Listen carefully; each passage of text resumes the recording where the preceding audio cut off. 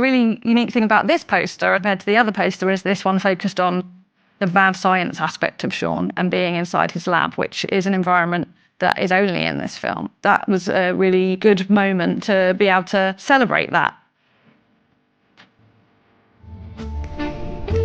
When we work on the poster, it's kind of an opportunity to distill the fun of the movie.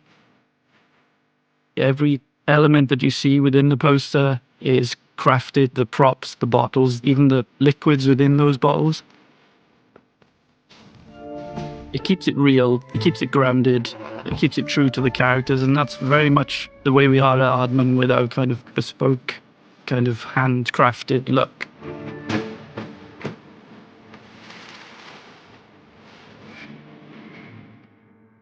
You pore over those details, perhaps even more for something like a still for a poster. So we'll get all the puppets set up and then be trying, you know, minuscule different changes in exactly what the pose is and exactly where his eyes are looking, because you want everything about that image to be right. You want your ear position to be right. You want your puppet to look the best it possibly can. You want all the angles to be great, and you also want the pose to say exactly what you want it to say in that one image.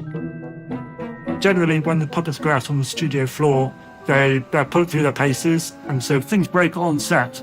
But we design the puppets so everything can be taken apart and then just replaced. So we make spare arms, spare ears, spare eyes. Occasionally the eyes will pop out, and our job is just to make sure they all look nice and clean, and he looks as good as he can. When I first saw the real live puppets start to take the shape of the sketch that I made, that was just so incredibly cool to see Aardman do what they do best and inject so much life and expression and color into this sketch concept that I made. Put blue gel in here, so we've got the greens, the purples coming through to the blues over here. And then we're putting in a purple kicker for Timmy around his barrel, and that clipped the front of this.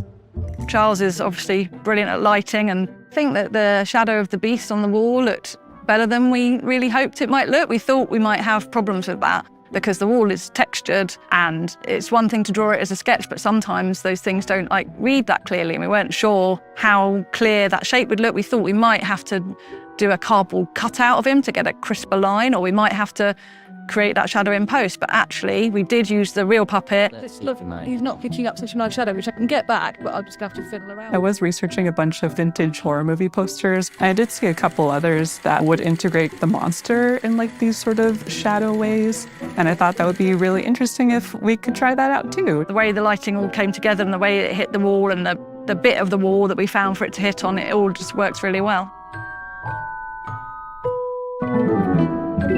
The image that we've created looks really great. It has a warmth to it and a sort of richness that I really like. I like the colours and I really like the composition. So I think it's going to be a great poster.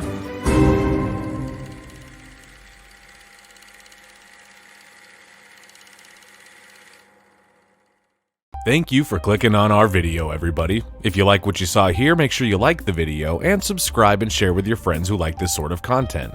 We're an independent company and we appreciate all of your support.